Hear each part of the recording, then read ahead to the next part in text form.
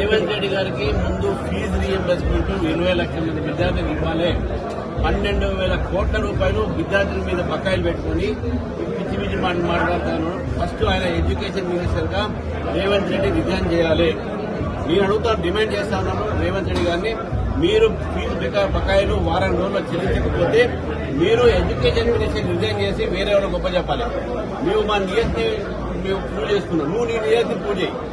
12,000 కోట్ల రూపాయలు పిల్లల బకాయిలు ఉండి వాళ్ళ సర్టిఫికెట్లు ఆగిపోతే దాని మీద మాట్లాడగానే క్యాండిల్ లైట్. మీ క్యాండిల్ కాదు, ఈ రోజు మీ యొక్క ప్రభుత్వం క్యాండిల్ తగ్గుతుందని గుర్తుపెట్టుకోండి రేవంత్ రెడ్డి గారు. రాజీనామా చేశారు కాబట్టి ఇప్పుడు రేవంత్ రెడ్డి గారు కూడా ఎడ్యుకేషన్ మినిస్టర్ గా దీన్ని రాజీనామా చేయాలి. సైతిగా బాధ్యత తీసుకుని 20 లక్షల మంది విద్యార్థులకు ఈరోజు ఫీ బకాయిలు, అదేవిధంగా 4,000 రూపాయలు నిరుద్యోగ భత్తా ఇస్తున్నారు. దానికోసం ఆయన రిజైన్ చేయాలి, ఇవ్వలేకపోతున్నాడు. కాబట్టి విద్యార్థుల్ని యువతని మోసం చేస్తే వాళ్ళు ఊరుకోరు. కాబట్టి వాళ్ళు మీరు క్యాండిల్ ర్యాలీ, ఏ క్యాండిల్ తో మీరు ఏదైతే ర్యాలీ తీశారో అదే క్యాండిల్ తో మీ ప్రభుత్వాన్ని తగలబెడతారని చెప్తారు. తగలబెడతానికి వైలెన్స్ కాదు, కింద తీస్తారు చెప్పుకుంటారండి. అక్కడ వాళ్ళ సోనం భావించి ఇల్లేదు మీరు సార్. అలానే 21 సంవత్సరాలు ఎలక్షన్ కమిషన్ పెట్టేయాలి. ఎవరికేం అభ్యంతరం ఉండదు, పెట్టేస్తే పెట్టమని చెప్పండి.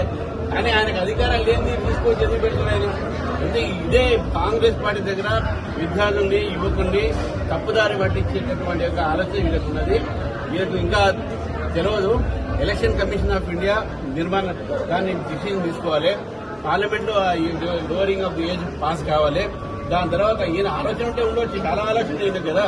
ఈరోజు మొత్తం హైదరాబాద్ ని రియల్ ఎస్టేట్ గా అమ్ముకునే ఆలోచన ఉంది. అటువంటి ఈ ఆలోచన కూడా ఏముంది.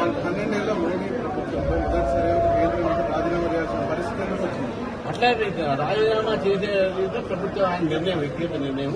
దాని మీద నేను కామెంట్ చేయను. కానీ ఈరోజు ఏదైతే జరిగిందో దాని మీద మనం సీరియస్ గా ఆలోచించాల్సిన అవసరం ఉన్నది. దేశ యువత ఏ విధంగా ఉండాలి అనేటటువంటి ఆలోచన మనందరం చేయాలి. ఇది యువతలు చేసిన పని కాదు, అది కాంగ్రెస్ పార్టీ చేసిన పని కాదు. దీని ఇంకా విదేశీ శక్తులు ఉందని చెప్పేసి మనం భావించాల్సిన అవసరం ఉంది. విద్యా దేశం గారి ముందు తెలంగాణలో విద్యాభ్యాసం మనం మాట్లాడదాం.